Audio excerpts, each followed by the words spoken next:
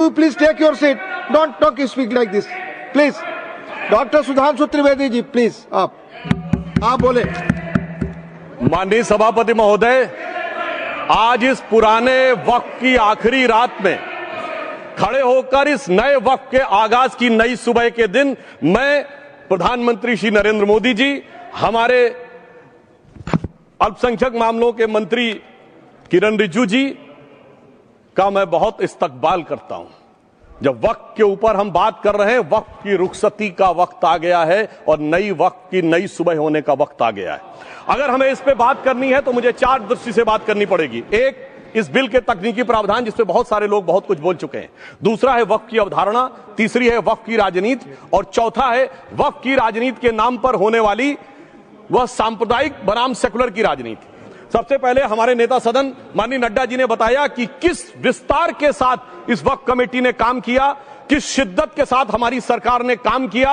और चाहे वक्त कमेटी के जेपीसी के चेयरमैन हमारे उस सदन के सदस्य जगदम्बिका पाल जी रहे हो, हमारे मंत्री जी रहे हो, सबने जिस शिद्दत से काम किया है, तो उनके लिए मैं माननीय प्रधानमंत्री जी अपनी सरकार की तरफ से कहना चाहता हूं कि उन्होंने एक इबादत के भाव से काम किया है।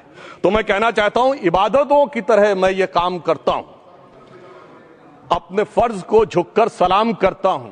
फिर भी आप खिलाफत कर रहे हैं तो तेरी मुखालफत से निखरती है शख्सियत मेरी। मैं सियासी दुश्मनों का भी बहुत एहतराम करता हूं। तो इस एहतराम के साथ मैं अब आगे का बयान शुरू करता हूं और मैं ये बताना चाहता हूं कि एक बड़ी सिंपल सी बात है जो अभी माननीय नड्डा जी ने भी कहा। दुनिया के तमाम मुस्लिम देश बता दिए, इस्लाम की धर्म स्थली सऊदी अरब, सबसे बड़ा मुस्लिम देश इंडोनेशिया, जहां खलीफत रही वहां टर्की, और जहां आईएसआईएस का इलाका वहां इराक और सीरिया, वहां कहीं भी कुछ भी नहीं है ऐसा। फिर भी हमारे यहां क्यों है, कैसा? तो मैं कहना चाहूंगा सभापति महोदय, एक हिंदी में कहावत होती है, नया मुल्ला प्याज ज्यादा खाता है, परंतु यहां तो जो गैर मुल्ला प्याज बहुत खा रहा था और इतना खा रहा था कि आंसू निकल रहे थे गरीब मुसलमान के भी और देश के भी।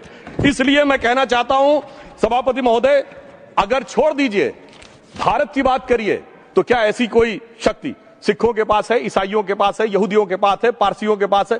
नहीं है।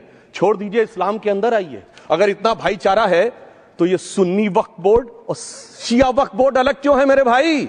जमीन पे एक दूसरे पे एतबार नहीं है, सिर्फ सियासत के लिए साथ में आने की बात है। ये भी जरा सोचने की बात है। और जो अकलियतों में भी अकलियत है, आगा खानी है, बाकी है, जो बोहरा है, उनकी तो कोई गिनती नहीं है। हमारी सरकार ने पहली बार मुस्लिम समाज के अंदर भी ईमानदारी से सबको समान प्रतिनिधित्व देते हुए एक नई सुबह के नए वक्त का आगाज किया है। इसके लिए मैं सरकार को बधाई देना चाहता हूं। और सिर्फ ऐसा ही नहीं है, मुस्लिम समाज के अनेक लोग इस प्रकार के नियमों से बहुत प्रभावित हुए और बहुत प्रताड़ित हुए, जिसके अनेक उदाहरण बहुत लोगों ने बताए होंगे। मोहम्मडन एजुकेशन सोसाइटी कोल्हापुर का केस है, ईदगाह मैदान हुबली का केस है जिसपे सुप्रीम कोर्ट ने साफ साफ उसको हुबली धारवाड़ म्युनिसिपल कॉर्पोरेशन को वापस कर दिया। अनीसा अयाशा वर्सेस तमिलनाडु वक्फ बोर्ड का केस है, तेलंगाना स्टेट वर्सेस मोहम्मद मुजफ्फर का केस है, हिमाचल प्रदेश वक्फ बोर्ड वर्सेस ख्वाजा खलीलुल्लाह का केस है, और सभापति महोदय ताजमहल पर भी दावा कर दिया गया। अब तो मैं पूछना चाहता हूं, और सुप्रीम कोर्ट ने अपने जजमेंट में कहा कि भाई शाहजहां के जमाने का लिखा फरमान लेके आइए, तब हम मानेंगे कि इस पे कोई दावा है या नहीं।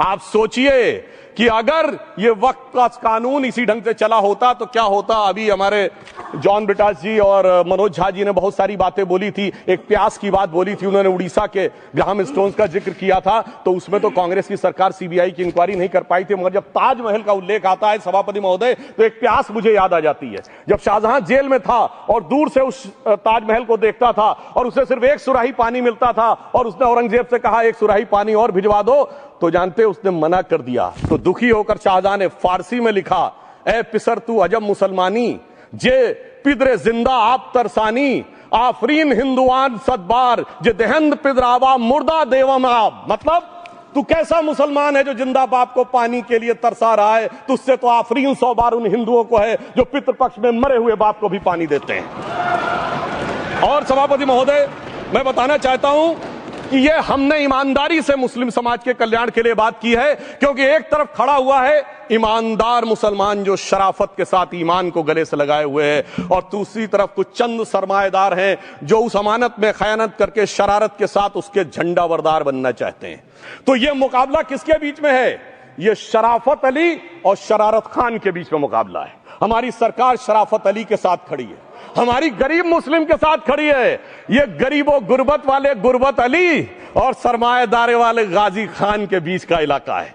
मगर मैं कहना चाहता हूं महोदय, एक बात मैं बहुत स्पष्ट रूप से कहना चाहूंगा, इन जरूरतमंद मुसलमानों की लड़ाई के लिए मैं कह सकता हूं कि ये गरीब मुसलमानों के दिल की कसक और कट्टरपंथी वोट के ठेकेदारों के मन की ठसक के बीच में हमारी सरकार ने उस कसक का साथ दिया है, जिसके लिए मैं मानता हूं गरीब और पसमानदा मुसलमान निश्चित रूप से उनका आभारी होगा। हां, मगर जब इसकी बात आती तो भी माननीय खड़गे जी भी बोल रहे थे, माननीय संजय सिंह जी भी बोल रहे थे, मनोज झा जी भी बोल रहे थे कि साहब आपके यहां वो कितने पुजारी हैं और कितने किस वर्ग के पुजारी हैं। तो मैं उनको बताना चाहता हूं, केवल अकेले जूना अखाड़े ने पिछले साल 71 SC ST लोगों को महामंडलेश्वर बनाया। अरे आपको हमारे सदन में बैठे हुए बाल योगी उमेश नाथ जी नहीं दिखते? वैसे तो कहा जाता है जात ना पूछो साधु की, मगर मैं बताना चाहता हूं विश्व हिंदू परिषद के 50,000 से अधिक पुजारी ट्राइबल्स में जो शेड्यूल कास्ट है जो काम कर रहे हैं। मगर मैं हद अदब से पूछना चाहता हूं, बताइए मुल्ला मौलवी मुफ्ती मुकर्रम बारी हाफिज में से कितने पसमंदा हैं? उसमें कितने जुलाहा अंसारी घोसी बताइए मिरासी कितने हैं? बाकी छोड़िए, पसंदला बोर्ड में है क्या? अरे वक्फ बोर्ड में है क्या? इसीलिए मैं कहता हूं खुद मियां फजीहत दूसरों को नसीहत। अगर ईमानदारी से बात करनी है तो उस पर आगे। मगर मैं एक बात और कहना चाहूंगा कि हमारी जो सरकार ने नाम दिया है, इसको उम्मीद नाम दिया है, और ये उम्मीद है किसके लिए? उस ईमानदार मुसलमान के लिए और देश के हर खास व आम के लिए ये उम्मीद है। मगर सभापति महोदय, कुछ लोग वो हैं जो उम्मा का ख्वाब पाले हुए थे। उम्मा शायद हमारे बहुत से लोग समझते हो ना समझते हो, पूरी एक एंटायर जो इस्लामिक खलीफत और राज होता है उसको उम्मा कहते हैं। उम्मीद वालों को तो उम्मीद की नई रोशनी दिख रही है, उम्मा वालों की उम्मीद पे पानी फिर रहा है।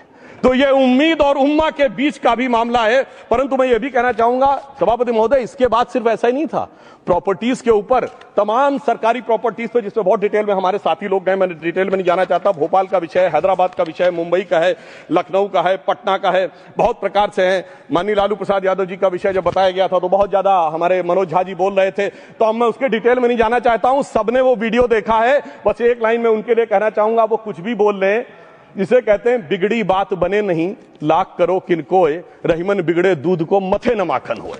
अब जो बोलना था वो बोल चुके, सबके सामने वो आ चुका। अब एक बात और है, दूसरे धर्म स्थलों के बारे में विषय आता है, तो मैं याद दिलाना चाहता हूं, केरला के कैथोलिक चर्च ने 31 मार्च 2025 को जो लिखा, सिर्फ उसकी लास्ट की 2 लाइन बोलना चाहता हूं। We request the central government to get the amendment bill passed as early as possible so that the tears of thousands of suffering people in the place like Munambam can be wiped out only by a legal amendment that can provide a permanent solution to their suffering. We urge